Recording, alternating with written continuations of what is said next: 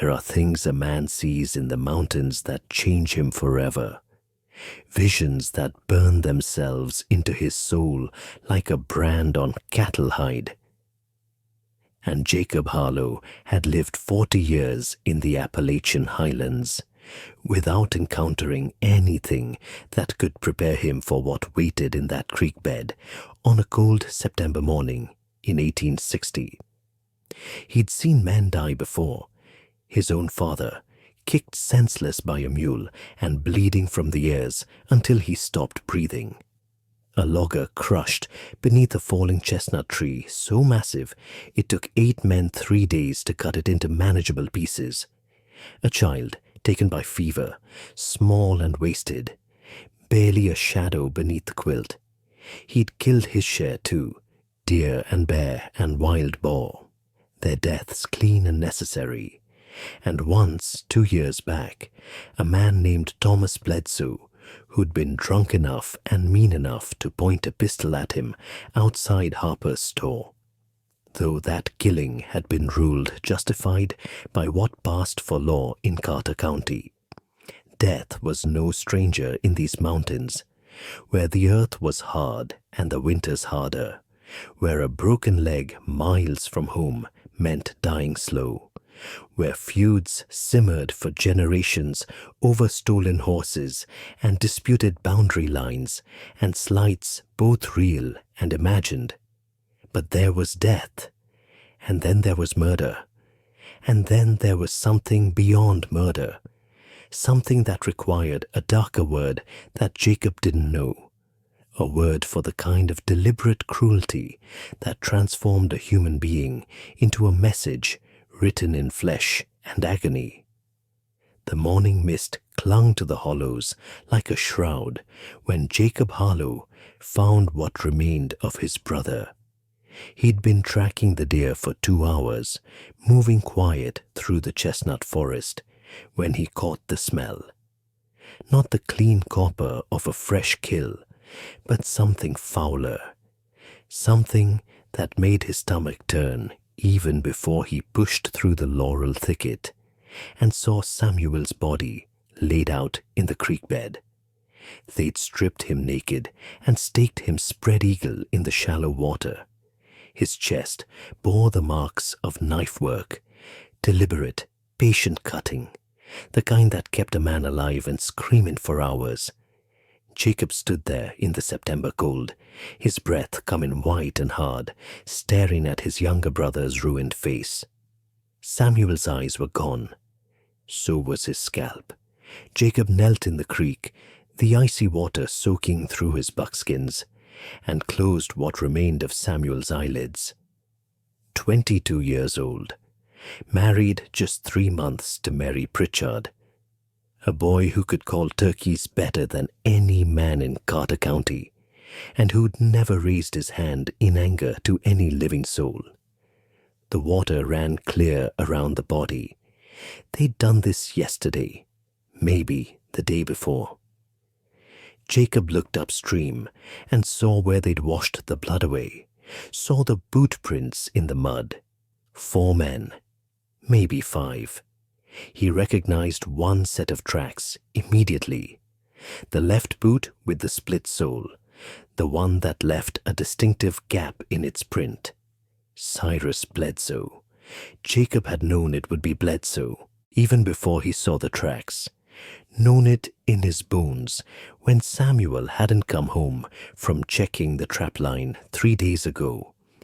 Known it the way you know a storm is coming by the smell of the air.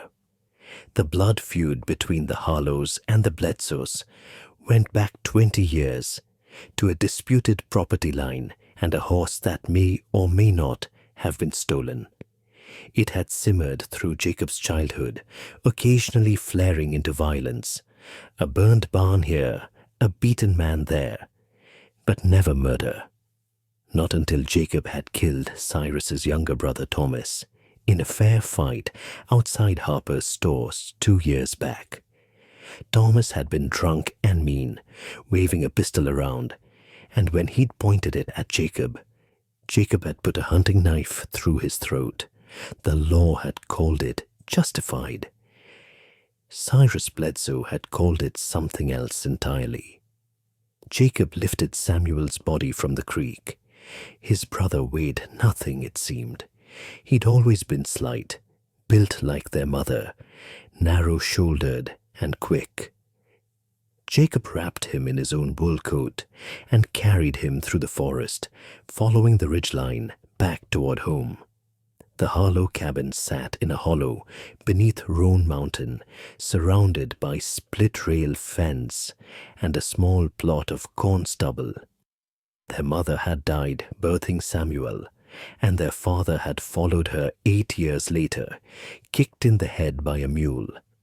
The cabin and the 200 acres around it were all Jacob had in the world, besides Samuel.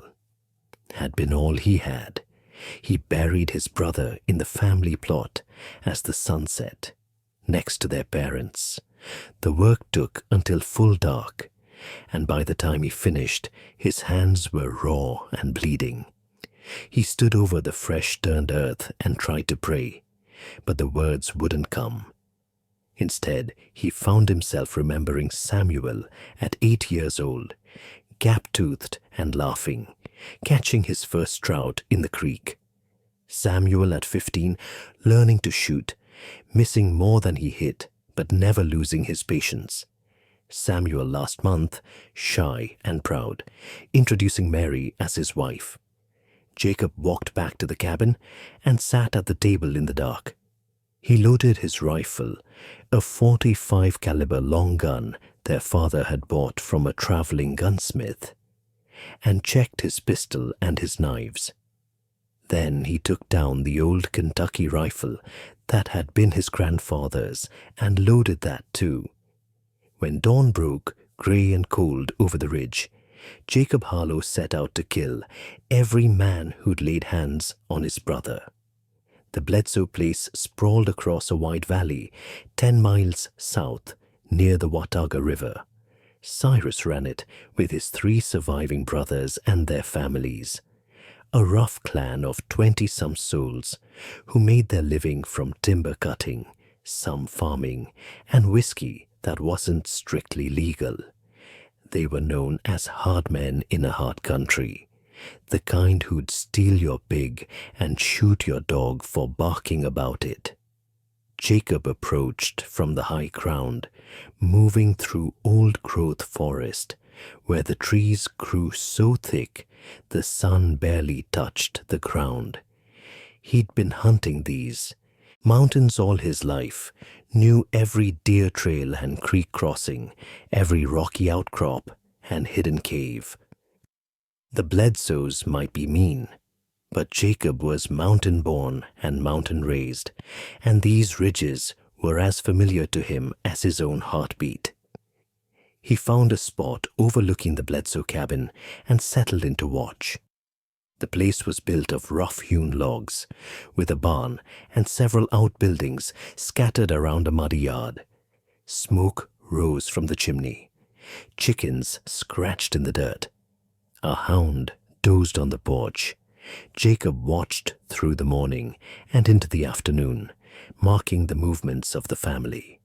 He saw Cyrus, a thick-shouldered man with a black beard, emerge to split wood, saw 2 of the brothers head into the timber with crosscut saws, saw women hanging wash, and children playing in the yard.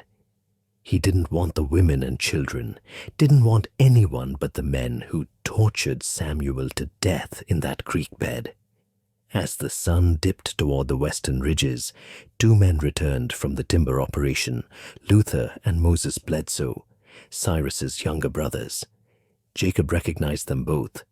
Luther was the big one, tall as a poplar and mean drunk most nights. Moses was quieter, smarter, the one who handled the whiskey business. Jacob waited until they separated, waited until Luther headed to the barn alone to feed the horses. The barn was dim and smelled of hay and manure. Jacob slipped in through the back, where the logs didn't quite meet, and found Luther forking hay into the stalls. The big man was humming to himself, some tuneless melody that bounced around the barn's interior. "Luther," Jacob said quietly. The big man spun around, pitchfork raised. His eyes went wide when he saw Jacob standing there with the rifle leveled at his chest. "Jacob Harlow," Luther said. His voice was steady, but sweat had broken out on his forehead. "Didn't expect to see you here." "Found Samuel yesterday," Jacob said, "in the creek up near Bear Wallow Gap." Luther's face didn't change. "Don't know nothing about that." "You're wearing his wedding ring." Luther's hand moved unconsciously to the gold band on his left pinky finger. He looked down at it, then back at Jacob. Something shifted in his expression, calculation giving way to resignation. "Was Cyrus's idea," Luther said, "after what you done to Thomas. Cyrus said, blood for blood, eye for eye. Said we'd make it hurt." "You did," Jacob said, and shot him through the heart.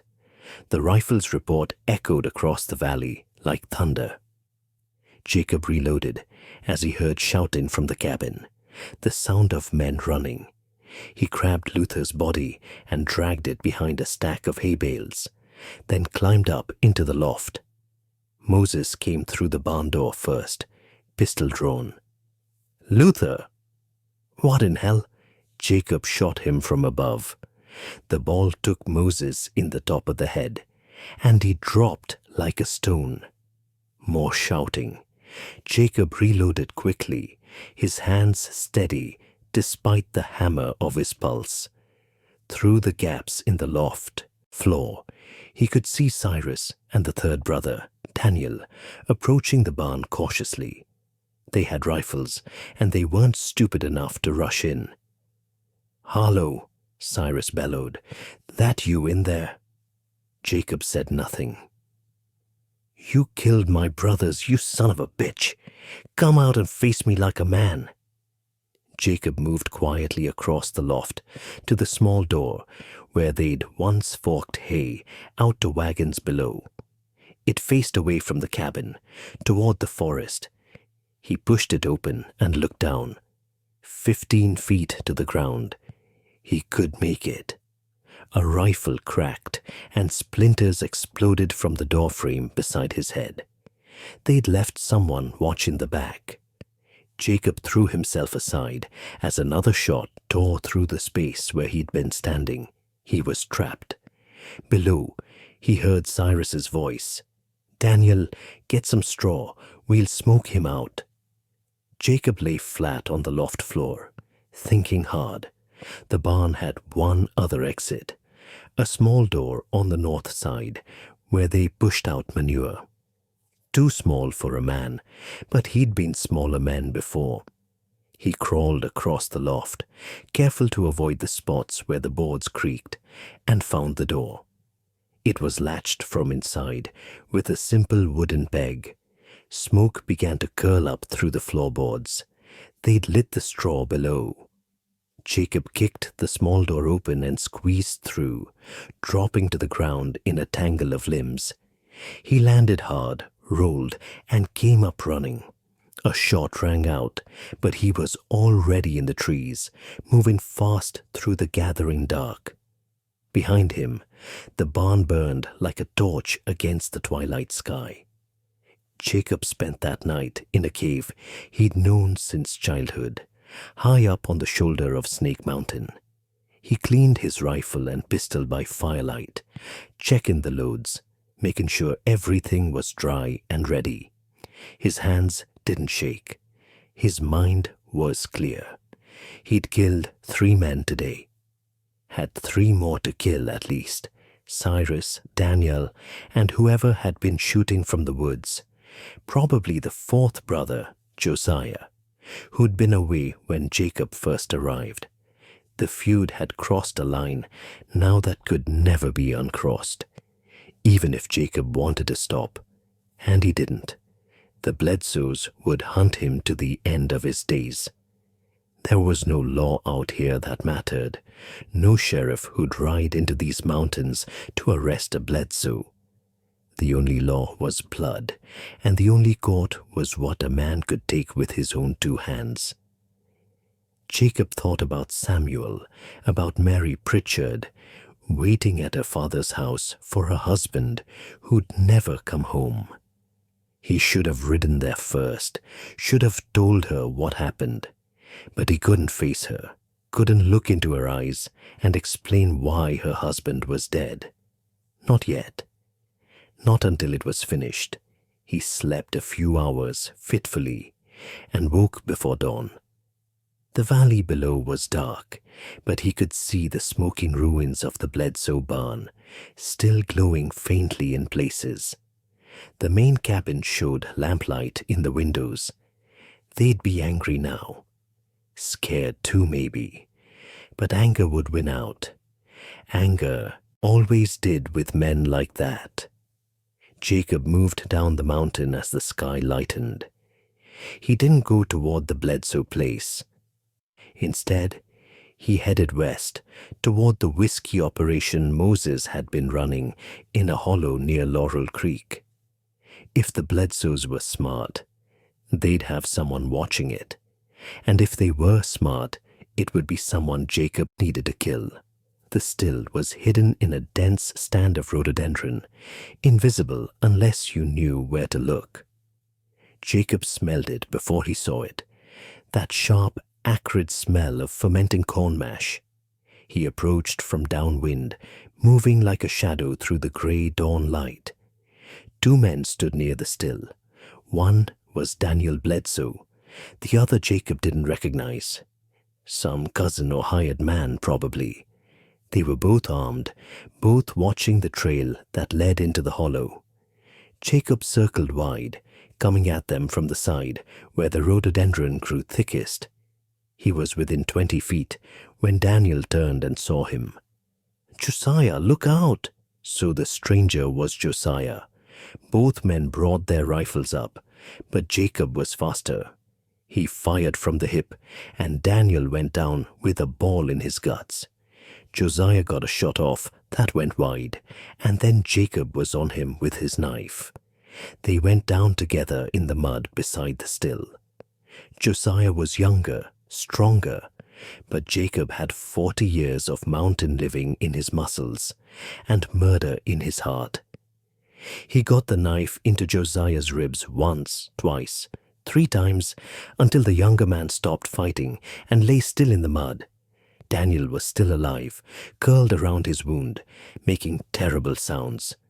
Jacob stood over him, breathing hard. "Please," Daniel gasped. "Please, I got children." "Samuel had a wife," Jacob said, and cut his throat. 4 dead now. That left Cyrus and maybe 1 or 2 others who'd been in on Samuel's murder. Jacob was running on no sleep and pure hate, his hands sticky with blood, his clothes soaked with mud and worse. He felt weightless, untethered, as if he'd stepped outside his own body and was watching himself from a distance. He destroyed the still before he left, smashing the copper coils and scattering the mash. Then he headed south, toward the Bledsoe cabin. He was done with sneaking, done with patience. If Cyrus wanted blood, Jacob would give him an ocean of it. The sun was high when he reached the ridgeline above the Bledsoe Valley. From his vantage point, he could see people moving around the cabin, women and children mostly. The men would be out looking for him, he figured. Or maybe they'd hold up inside, waiting for him to come to them. Jacob found a lightning-struck oak near the ridgeline and settled in behind it. He laid out his weapons, rifle, pistol, 2 knives, and a powder horn full of shot and wadding. Then he put his rifle to his shoulder and drew a bead on the cabin's front door. He waited. An hour passed. 2. The sun moved across the sky. Jacob's legs cramped, but he didn't move. He'd waited longer than this for deer, and this was more important than any deer. Finally, the cabin door opened, and Cyrus Bledsoe stepped out. Jacob let out a slow breath and squeezed the trigger. The ball took Cyrus in the shoulder, spinning him around. He went down on the porch, and chaos erupted below. Women screamed, children scattered. Men poured out of the cabin with rifles, searching for the source of the shot. Jacob had already moved. He ran along the ridgeline, staying low, and found another position 50 yards south. When a man ventured out from behind the barn, Jacob shot him in the leg. When another tried to reach the wounded man, Jacob shot him too. He was hunting them now, the way he'd hunt wolves, keeping them pinned, making them afraid. He reloaded and fired again, putting a ball through the cabin window. Someone inside screamed, "Harlow!" Cyrus's voice hoarse with pain. "Harlow, you devil! Come down here and fight." Jacob said nothing. He moved again, finding a third position. The men below were bunched up now, confused and frightened. They fired blindly toward the ridgeline, but their shots fell short. Jacob took his time with the next shot. He aimed for a man crouched behind a wagon and hit him in the back. The man fell forward and didn't move. How many was that now? 6? 7? Jacob had lost count. His world had narrowed to a simple cycle: aim, fire, reload, move. The rifle was hot in his hands. His powder horn was half empty. "You're a coward, Harlow," Cyrus shouted. "A damn coward!" Jacob loaded his rifle and stood up from behind cover, fully visible on the ridgeline. Below, men pointed and raised their weapons. "I'm right here, Cyrus," Jacob shouted down.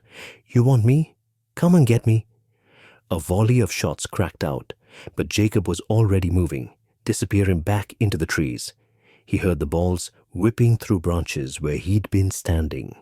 He circled around the valley, coming at the Bledsoe place from a new angle. The sun was getting low now, shadows stretching long across the hollow. Jacob found himself on the east side, where the land sloped down to the Watauga River. From here, he had a clear view of the cabin's backside. He settled in and waited again. As darkness fell, someone lit a lamp in the cabin. Jacob could see shadows moving behind the oiled paper windows. He counted heads, trying to figure how many men were left. 3, maybe 4, plus Cyrus, if his shoulder wound hadn't killed him yet. Jacob made a decision. He couldn't stay out here forever. He was tired, hungry, and running low on powder. If he was going to finish this, it had to be tonight. He waited until full dark, then made his way down the slope toward the cabin. He moved slowly, testing each step, avoiding anything that might snap or rustle. The night was cold and moonless, perfect for what he had in mind. The cabin had a root cellar dug into the hillside behind it, with a wooden door set at an angle. Jacob tried it carefully. Unlocked. He opened it just wide, enough to slip through, then descended the stone steps into darkness. The cellar smelled of earth and potatoes. Jacob felt his way forward until he found the interior stairs that led up into the cabin proper. He climbed slowly, his knife in one hand, his pistol in the other. At the top of the stairs was a trapdoor. Jacob pressed his ear against it and listened. Voices above, low and tense. He couldn't make out words, but he could hear at least 3 different men. One of them was Cyrus. Jacob recognized the gravelly rasp. Jacob pushed the trapdoor up an inch and peered through. He was looking into the cabin's main room. A fire burned in the hearth. 3 men sat around the table, Cyrus with his arm in a sling, and 2 others Jacob didn't recognize. Hired guns, probably, brought in when the brothers started dying. The women and children must have been sent away. Cyrus was talking. Comes at us again. We'll be ready. He can't stay out there forever. Man needs to eat, needs to sleep. We'll get him. Maybe we should leave, one of the others said. Head to Tennessee. Let this blows over. Blow over? Cyrus snarled. He killed 6 of my kin. This don't blow over. This ends when Jacob Harlow is dead and buried, and not before. Jacob pushed the trapdoor fully open and climbed out, pistol raised.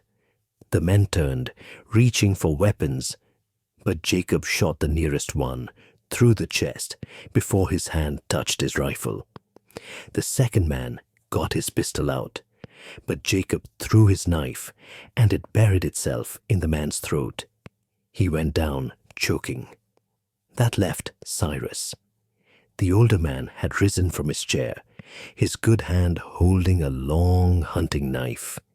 His shoulder wound had bled through the bandages, leaving his shirt dark and wet. He looked pale, feverish, but his eyes were clear and full of hate. Just you and me now, Harlow, Cyrus said. The way it should be. Jacob dropped his empty pistol and drew his own knife. The 2 men circled each other in the firelight, their shadows dancing on the cabin walls. You started this, Jacob said, killing Samuel the way you did, torturing him. You killed Thomas, Cyrus said, my baby brother. Thomas drew on me. It was a fair fight. Wasn't nothing fair about it. You were always faster, always better. Thomas never had a chance. And Samuel? Jacob's voice cracked. What chance did you give him? Cyrus smiled, showing bloody teeth. None, same as I'm giving you. He lunged, his knife flashing in the firelight. Jacob barely got his own blade up in time. They came together hard, grappling, each trying to drive his knife into the other's body. Cyrus was weakened by his wound, but he was still strong, still dangerous. They crashed into the table, sending dishes flying. Rolled on the floor, each man's knife hand locked in the other's grip. The fire popped and crackled. Blood from Cyrus's shoulder smeared across the floorboards. Jacob got a knee into Cyrus's gut and shoved him back. Both men came, up to their feet, breathing hard. They circled again. You know what Samuel said? Cyrus asked. At the end, he begged, cried like a baby, called for his mama. Jacob knew it was a lie, knew Cyrus was trying to make him angry, make him careless. But knowing didn't stop the white-hot rage that flooded through him. He attacked, his knife a blur, driving Cyrus back toward the fireplace.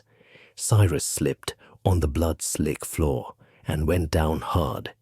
Jacob was on him instantly, driving his knife down toward Cyrus's chest. But the older man got his good arm up and caught Jacob's wrist. They struggled, the knife point wavering between them. Go to hell, Cyrus gasped. After you, Jacob said, and with a final surge of strength, drove the knife down into Cyrus Bledsoe's heart. Jacob sat on the cabin floor for a long time, his back against the wall, surrounded by corpses. The fire burned down to coals. Outside, the night was quiet. He thought about Samuel, about the way his brother's face had looked in death. Thought about the years ahead, the empty cabin, the silence, where Samuel's laughter used to be. He'd killed 8 men to avenge his brother's murder. Maybe there'd been others involved, but if so, they'd have the sense to run now. The Bledsoe clan was broken. The blood debt was paid. But Samuel was still dead.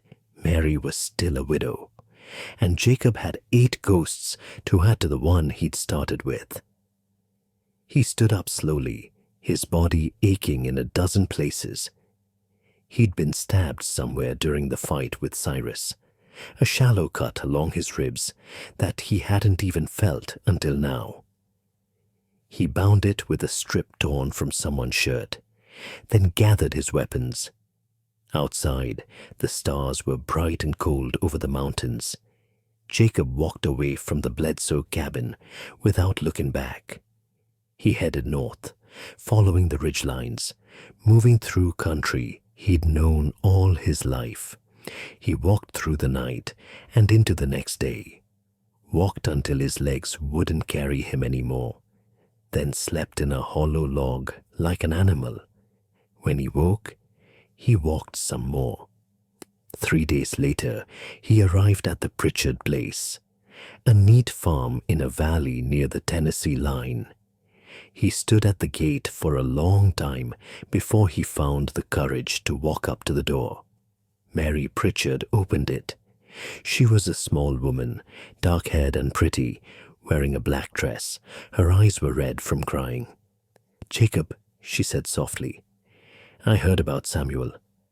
"I'm sorry," Jacob said. It was all he could manage. "I know," she said. "I know you are. Come inside." He followed her into the cabin. She poured him coffee and put food in front of him, cornbread and beans, and sat across the table while he ate. He hadn't realized how hungry he was until he started eating. He couldn't seem to stop. "The Bledsoes?" Mary asked. "Dead," Jacob said. "All of them that mattered." She nodded slowly. "Does it help? Does it make it better?" Jacob thought about that. Thought about his brother's body in the creek, about 8 men lying dead in the mountains, about the blood on his hands that no amount of washing would ever really clean. "No," he said finally, "it doesn't make it better at all." Mary reached across the table and took his hand. Her grip was warm and steady. "Samuel loved you," she said. "He wouldn't have wanted this, wouldn't have wanted you to become what you've become." "I know," Jacob said, "but I did it anyway. Had to be done." "Did it?" She squeezed his hand. "Or did you just need to believe it did?" Jacob had no answer for that. He sat in silence, holding his brother's widow's hand, while the mountains settled into winter around them and the ghosts gathered close. Outside, the first snow began to fall,